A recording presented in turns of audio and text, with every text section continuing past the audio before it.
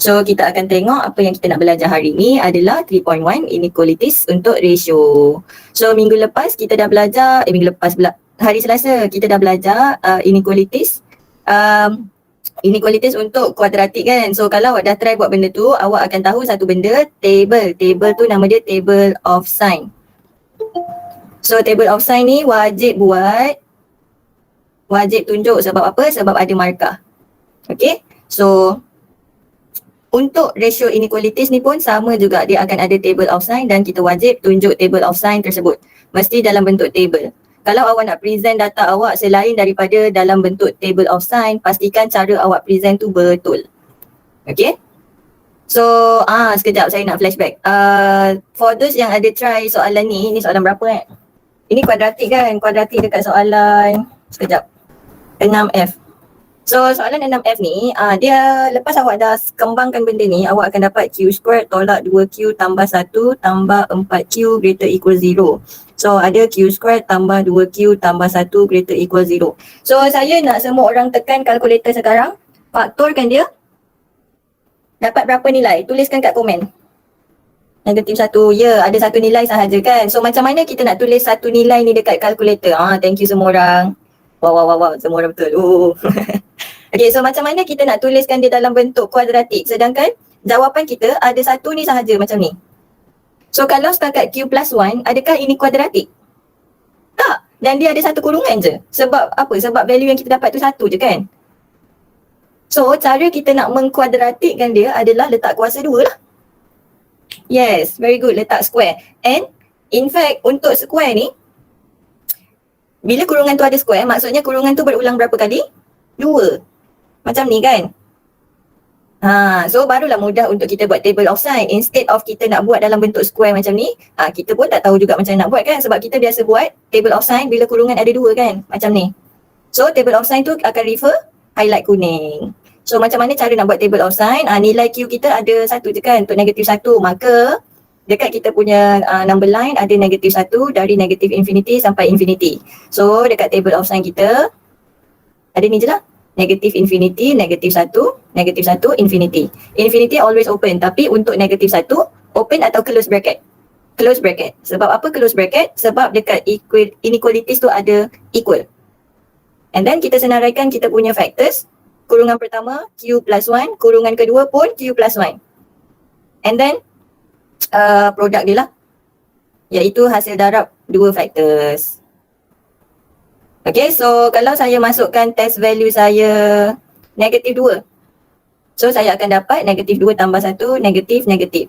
And then kalau saya masukkan dekat sini kosong, so kosong tambah 1 is positive number. So kita dapat untuk kedua-duanya adalah positif. Dan refer balik kepada highlight kuning, kita nak positif. Sebab apa? Sebab dekat sini greater 0. So kedua-dua jawapan kita dekat sini positif dan positif akan diterima. So macam mana kita nak tuliskan kita punya jawapan? Adakah kita akan tuliskan macam ni? So ini adalah jawapan yang kurang tepat. Betul memang betul, tapi ada lagi simple daripada tu. Kalau anda tengok video, ada satu soalan yang lebih kurang macam ni. So kalau saya tuliskan dia punya number line, saya kecilkan sekejap. So kalau saya tulis number line untuk ini, so negatif 1 infinity, negatif 1 ke positif infinity. So nampak tak, daripada negatif infinity sampai ke positif infinity, ini semua kita nak kan? So dekat garisan yang bawah, negatif 1 kita nak. Dekat garisan yang atas, negatif 1 kita nak tak? Nak juga. Lepas tu sampai ke infinity, semua elemen yang ada kat situ kita nak. Maksudnya, jawapan kita adalah semua benda lah. Dari negatif infinity sampai positif infinity termasuklah negatif 1. So macam mana kita nak tulis jawapan yang semua benda tu? So kita just tuliskan negatif infinity sampai infinity sahaja. Jawapan kat belakang tu salah. Okay, so boleh screenshot untuk soalan 6F ni, in case ada anyone yang buat. Okay, so dan screenshot. So ini saya nak buat sedikit mind map lah. So inequalities, hari Selasa hari tu kita dah belajar linear dengan kuadratik. So untuk linear inequalities, kita dah belajar yang single inequalities dengan double inequalities. So yang double inequalities ni awak kena pisahkan dia. Contoh kita ada X greater A less B. So awak kena pisahkan dia jadi X greater A, jangan lupa letak N. And then dengan X less than B. And then awak akan combine jawapan guna number line. combine answer using real number line and cari dia punya intersection. Ni intersection And then untuk kuadratik pula, awak kena buat table of sign. So kuadratik tu awak kena rearrange dulu sampai awak punya kanan adalah kosong. Kemudian baru awak factorize. Kemudian baru awak buat table of sign.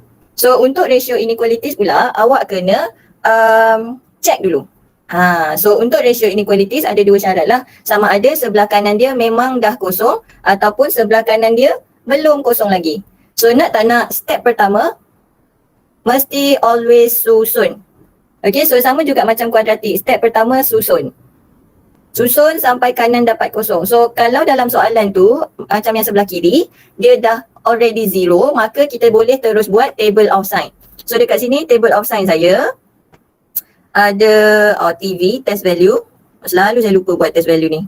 5M tolak 4, 2M tambah 3. Lepas tu produk dia adalah bahagi antara factors tersebut. Basically salin je lah soalan.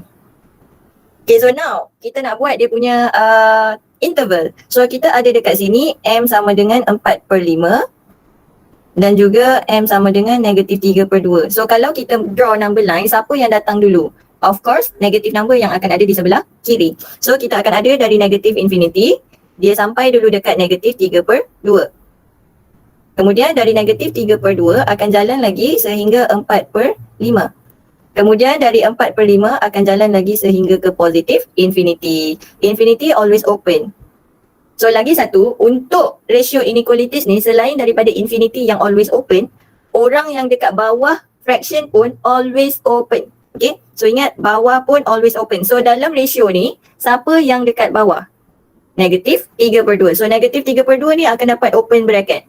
So orang yang dekat atas, iaitu 4/5, open atau close bracket dia bergantung kepada inequalities dia. Kalau inequalities ni ada equal sign, maka kita kena close. So sekarang soalan kita inequalities tak ada equal sign kan? So open jugalah. Faham cara nak isi interval dengan dia punya open atau close bracket tu? So untuk test value dia, awak kena check lah -3/2 ni berapa dia punya nilai perpuluhan, so that awak boleh tahulah nak letak apa. So -3/2 adalah -1.5. Manakala 4/5 adalah 0.8. So test value untuk yang pertama ni kita boleh ambil -2. Untuk yang tengah-tengah ni kita boleh ambil kosong. Sebab kosong akan berada antara negatif dan positif number, macam dekat interval tu. Kemudian dari 4/5 ke infinity saya boleh ambil 1. Sebab 4/5 tu adalah 0.8. Kemudian kita isilah, isi, kita dapat sini positif, negatif, positif. So ingat apa yang saya pesan hari Selasa hari tu, dekat bahagian bawah ni mesti berselang-seli. Sama ada positif, positif ataupun negatif, negatif. Okay, dan tengok balik dekat kita punya soalan yang kita dah siap susun kita nak less than 0, which is negatif. So jawapan kita ada dekat sinilah, interval kita tu atas. Maka final answer kita adalah -3/2 sehingga 4/5. Kita punya kumpulan nilai M yang kita boleh masukkan dalam ratio tu yang dapat negative number adalah daripada -3/2 sehingga 4/5. Macam tu lah. So basically table of sign ni mudah saja untuk yang dah faham lah. Okay, try buat slow-slow ataupun try buat sekali sama-sama dengan saya masa kita tengah berbincang ni. Okay, so semalam saya bagi arahan lambat kan, jadi saya tak bagi benda untuk buat lah dekat soalan tutorial sebab saya takut tak sempat. Sebab saya nak awak tengok video tu dulu. Okay, so soalan yang saya ambil B ni adalah daripada soalan tutorial. Soalan 9B. So ini adalah soalan 9B. Dan untuk yang sebelah kanan ni, ini adalah soalan 9F lah. Okay, so saya bincangkan pula untuk yang sebelah kanan, macam mana kalau right hand side tak kosong. So step pertama always susun lah macam biasa. Step pertama always susun. Maka untuk susun dia dan jadikan dia kosong, kita tak boleh nak pindahkan 7 ni tak boleh bahagi tau. Sebab kalau kita bahagikan 7, apa yang tinggal nanti di sebelah kanan? 1 ke kosong? 1 kan? So kita pindahkan ke sebelah dengan operasi tolak. Operasi tolak yang akan buat sebelah kanan tu kosong. Maka kita ada 6/13D tolak 7 less than 0. Okay, so basically 7 ni saya pindahkan sahaja ke sebelah. Kemudian kita akan samakan dia punya denominator di mana 7 ni adalah per 1 kan. So samakan denominator akan dapat 6 tolak 7 darab 13D over 13D. Okay, so saya terus samakanlah pembawah dia kepada semua orang. So kita akan ada 6 tolak 91D over 13D less than 0. So yang dah tersusun ni lah yang kita akan masukkan sebagai rujukan dalam table of sign. So selagi kita tak dapat sebelah kanan kosong dan tersusun seperti ini, kita tak boleh buat table of sign. Okay, so kalau nak buat table of sign, apa nak masukkan dalam dia punya interval? So kita ada bahagian atas tu adalah 6 per 91. Di bahagian bawah pula apa nilai D dia? Siapa boleh teka? Komen. Thank you Brian. Kosong. Okay, dekat bawah tu nilai dia kosong. Just samakan 13D sama dengan kosong. So D sama dengan kosong. So that's why kita dapat nilai itulah. So nilai ni lah yang kita akan masukkan dalam table of sign. Okay, saya kecilkan sekejap. Macam biasa. So table of sign saya ada 6 tolak 91D. Lupa lagi kan test value. 13D. And then 6 tolak 91D over 13D. So dari negatif infinity sehingga kosong dahulu. Kemudian kosong ke 6 per 91. Kemudian 6 per 91 pergi ke positif infinity. So infinity always open. And this is ratio. So dekat bawah always open. So siapa yang duduk bawah? Kosong. So kosong pun open bracket. And then 6 per 91 pun open juga. Sebab apa? Sebab dalam kotak hijau tu kita punya inequalities tak ada equal. Okay, so open bracket juga. So kemudian kita isikan kita punya data positif negatif. So tolong hati-hati masa isi ni. 6 per 91 adalah 0.07. So ini adalah 0.07. Maka test value kita boleh masukkan yang kiri sekali sini negatif 1. And then yang dekat tengah-tengah ni, so kat antara 0 dengan 0.07 ni, kita boleh masukkan 0.01. Macam tu cara dia. Okay. So selepas 0.07, kita boleh masukkan 1 lah. Paling mudah. Okay, so yang saya buat dalam bulatan pink tu adalah kita punya test value So masukkan test value tersebut dalam kita punya factor. So kita akan dapat 6 per 91. So sini positif, positif, negatif. Kosong, positif, positif, negatif. So negatif, positif, negatif. Okay, so this one looks okay. Sebab apa? Sebab final product saya tu adalah bergila-gila, berselang-seli. Negatif, positif, negatif. So rujuk balik dekat kita punya kotak hijau. Kita nak less than 0 which is positive. So kita akan pilih jawapan kita. Positif pula. Less than 0 which is negative. So negatif dan negatif lah. Ada dua jawapan interval. So kita tuliskan jawapan kita. Negatif infinity sehingga kosong. Kemudian dari 6 per 91 sehingga infinity. Dalam video dah cakap dalam minggu lepas lagi, hari Selasa pun dah cakap, bila nak combine dua jawapan interval seperti ini, kita akan guna union. Always guna union. Dan inilah final answer kita. So kalau kita nak convert union ni pergi bentuk set, union adalah OR. Okay, so kita pergi ke seterusnya. So masih lagi ratio inequalities, ini adalah soalan 8. So macam mana kalau sebelah atas tu tak ada X? Macam mana nak buat dia punya table of sign? Macam mana? So dekat sini nilai X yang kita boleh dapat adalah 13 per 4 je, betul tak? Sebab sebelah atas tu tak ada X, habis nak letak apa? Okay, so macam mana nak buat table of sign dia? Macam biasa je, so kita ada number line kan nak buat table of sign tu. Dan X yang kita ada hanyalah 13 per 4. So number line kita daripada negatif infinity sampai infinity kan? So kita akan senaraikan macam biasa juga. Sebelah atas, sebelah bawah, kemudian produk dia. Negatif infinity 13 per 4. Kemudian 13 per 4 infinity. Okay, so tadi saya cakap sebelah atas ada 7 kan. So kita tulislah 7 dekat sebelah atas. Kemudian sebelah bawah, bawah fraction tu ada 4x tolak 13. So kita tuliskan. And then seterusnya adalah dia punya produk kan. So 7 per 4x tolak 13. Macam tu kita punya table of sign kita. Sekejap saya nak cantikkan dia. Walaupun tak lurus garisan ni. Okay, so macam mana kita nak isi kita punya table of sign? So untuk isi di bahagian pertama ni, yang dekat bahagian 7 ni, so saya nak awak fikir. Soalan pertama saya, macam mana kita nak lukis graf Y sama dengan 7? Macam mana kita nak lukis graf ni? So basically graf ni adalah graf. Ni dekat paksi Y kan? So ini adalah 7 kan. So Y sama dengan 7 adalah satu graf garis lurus macam ni. Kalau masih ingat lah. Okay. So dekat sini awak tengok bawah ni paksi X kan. So kalau X saya adalah kosong, apa nilai Y saya? 7. Kalau X saya adalah 2 contohnya, apa nilai Y saya? Tetap 7. Kalau X saya adalah negatif 100, apa nilai Y saya? Tetap 7. So Y sama dengan 7 ni adalah constant value. So untuk isi dalam kita punya table of sign, kita ikut sahaja sign yang ada dekat nombor tu lah. So sekarang kita berdepan dengan 7 kan, dan 7 adalah positive number. Untuk apa-apa nilai X pun dari negatif infinity sampai infinity, kita tetap akan dapat positif 7. So kita letak sahaja positif dekat situ. Faham Okay. So kemudian untuk 4X tolak 13, so dekat sini macam biasalah sebab ada X. So kita masukkan kita punya test value. So test value kita 13/4 ni adalah terkejut aku, ada orang baru masuk. 3.25. So kita boleh masukkan 4 di sebelah kanan dan juga kosong di sebelah kiri. Okay, so kita akan dapat negatif di sini dan positif di sini. So kita bahagikanlah sebab kita punya produk ni 7 bahagi 4X kan. So positif bahagi negatif akan dapat negatif. Positif bahagi positif akan dapat positif jugalah. Maka nak ambil nilai positif kan negatif, kita tengok balik dekat kita punya sini soalan yang dah disusun. Okay, so kebetulan soalan ni memang dah dalam bentuk susunan yang betul lah. So kita nak negatif pula, greater than 0, maka kita akan ambil positif lah. So ini sahaja jawapan kita.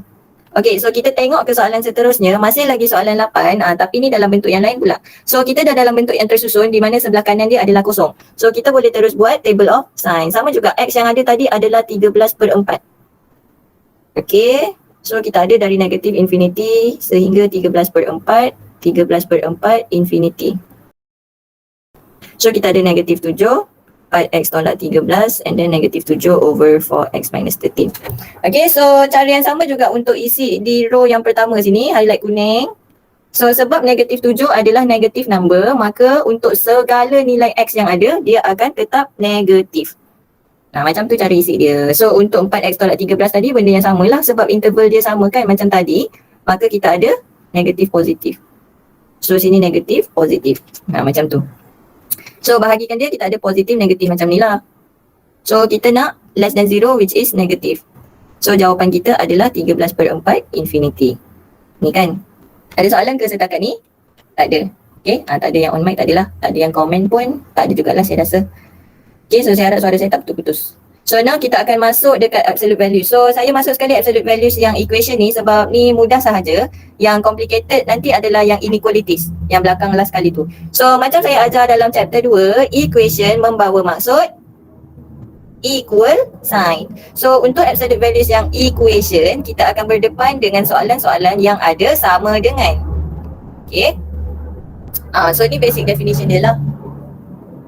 Contoh bila kita ada modulus X, dia adalah positif X dan juga negatif X. So ini adalah definition dia. Bila kita buka, kita kata kat sini buka modulus lah. Kita panggil dia modulus kan. Tak ada orang panggil absolute values. Absolute values ni macam nama rasmi. Modulus ni nama panggilan. Gitu. Okay. So bila kita buka modulus ni, kita akan terbahagi kepada dua lah, iaitu positif dan juga negatif. Okay. So sama macam kita solvekan equation kita, di mana case pertama right hand side kita hanya constant. So constant ni apa? Constant ni adalah nombor lah. Nombor sahaja, tak ada X. Okay, so kalau selepas kita susun dan sebelah kanan kita tak ada X, maka kita boleh solvekan dia macam biasa. So dalam case ni tak ada X di right hand side. Okay, so contoh macam soalan B ni saya ambil daripada 3.2 soalan 1. Soalan 1 dekat 3.2 tutorial ni. So, buka dia macam biasa. So, kita akan ada satu bahagian yang positif, satu bahagian yang negatif. So, kita ada 3x tolak 9 sama dengan cert 7. Salin je macam biasa tapi tanpa modulus. Kemudian untuk yang kedua, kita akan ada 3x tolak 9 sama dengan negatif cert 7. Macam tu. Okay, so without the modulus, but this time kita letak negatif. Letak je. Okay, so kemudian kita solvekan lah. So kita ada 3x sama dengan cert 7 tambah 9. X adalah cert 7 tambah 9 per 3. And then untuk yang sebelah sana kita ada 3x sama dengan 9 tolak cert 7. X adalah 9 tolak ser 7/3. Dah siap. Okay. So untuk modulus yang equation yang sama dengan, cara nak solve dia memang sangat mudah. Awak tak perlu buat apa-apa pun, number line ke apa ke tak payah. Biar je lah jawapan dia macam tu. Okay, so sama juga macam soalan yang sebelah kanan tu, saya ambil daripada soalan 2. So ni dekat 3.2 absolute values. So first kali, always susun. Step dia always susun. Itulah dekat semua benda pun, daripada kuadratik, lepas tu awak pergi kubik, lepas tu awak pergi inequalities yang tadi. Step pertama, always susun. So this time round, susun bukan sampai sebelah kanan dapat kosong macam sebelum-sebelum ni. No, kita susun sampai sebelah kiri ada modulus je. Tak ada benda lain selain modulus. Susun sampai right hand side ada modulus only. Garang tu. Okay, so bila kita susunkan benda ni, kita akan dapat, kalau sebab ni negatif kan.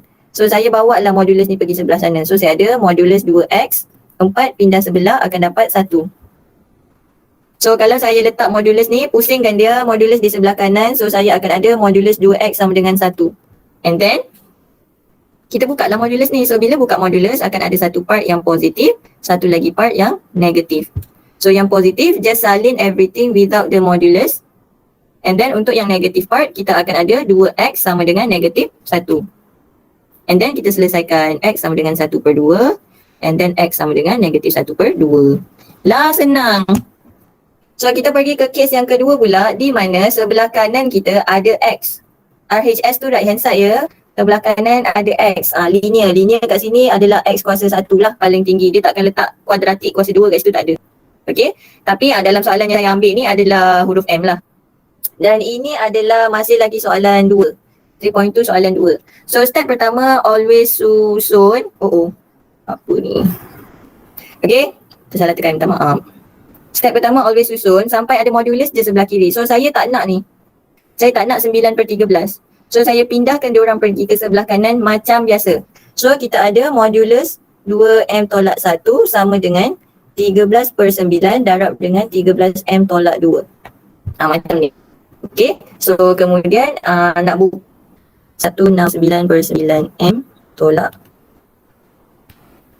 26/9. Macam tu. And then modulus 2m tolak 1. Tutup modulus. So kemudian kita akan selesaikan dia lah. So nak selesaikan kena buka dulu modulus. Bila buka modulus akan ada satu part yang positif dan ada satu part yang negatif. So part yang positif tu kita akan ada, salin je lah semua benda. Sama dengan 169/9m tolak 26/9. And then kita selesaikan benda ni, kita akan dapat, saya lompat terus 17/151. And then untuk yang negatif part, kita ada 2m tolak 1 sama dengan, ni negatif kan, maka di sebelah kanan tu, kita akan letak negatif untuk semua orang. So jadi mesti buat kurungan. Ini adalah kesilapan yang biasa pelajar lakukan. Dia lupa buat kurungan. So bila dia lupa buat kurungan, negatif tu hanya akan ada untuk term yang pertama je lah, 169 tu. Which is salah. Okay. Sebab dia mesti efek dekat semua orang termasuklah negatif 26/9.